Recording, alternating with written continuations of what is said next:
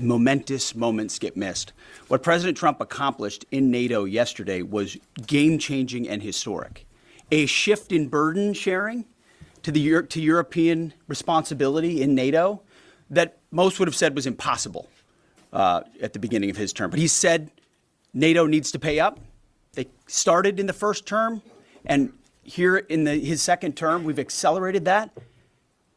32 NATO countries committed to spending 5% of their GDP on defense, on actually investing in the NATO alliance.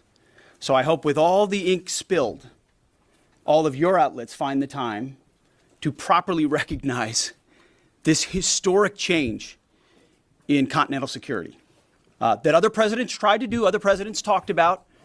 President Trump accomplished it. It's a huge deal.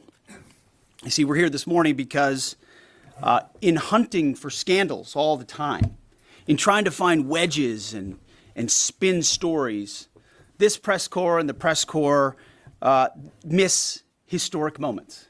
You miss historic moments like 5% at NATO, which when you hear, I was in the closed door briefing, I wish there could have been cameras in there. When you heard the prime ministers and presidents of other countries, to a man and to a woman, looking at President Trump and saying, this never could have happened, never would have happened. It seemed impossible 5 years ago, 2 years ago, 8 years ago. But here we are because of your leadership. If you ask them the question, I bet they'd say the same thing. But searching for scandals, you miss historic moments, like recruiting at the Pentagon. Historic levels in the Army, the Air Force, and the Navy. Yeah, maybe there'll be a little mention here or there, but because it was under President Trump's leadership, because Americans are responding to him as commander-in-chief, the press corps doesn't want to write about it. Or bring us to the topic of the moment, the highly successful strikes in Iran. Let me read the bottom line here. President Trump directed the most complex and secretive military operation in history, and it was a resounding success, resulting in a ceasefire agreement and the end of the 12-day war.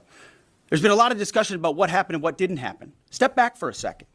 Because of decisive military action, President Trump created the conditions to end the war, decimating, choose your word, obliterating, destroying Iran's nuclear capabilities.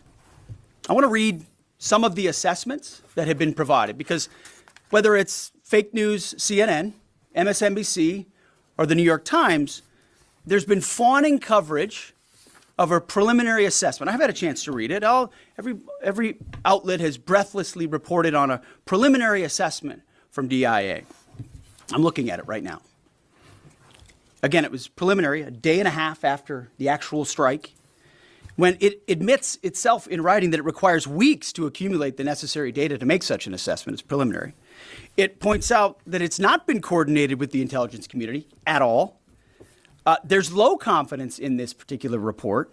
It says in the report there are gaps in the information. It says in the report multiple linchpin assumptions are what this assessment, a linchpin assumption, you know what that is? That means your entire premise is predicated on a linchpin. If you're wrong, everything else is wrong.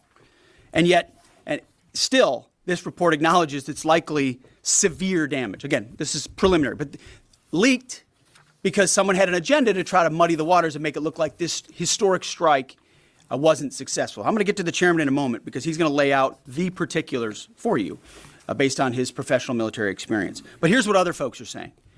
The DIA that put that report out says that this is a preliminary low-confidence report and will continue to be refined as additional intelligence becomes available.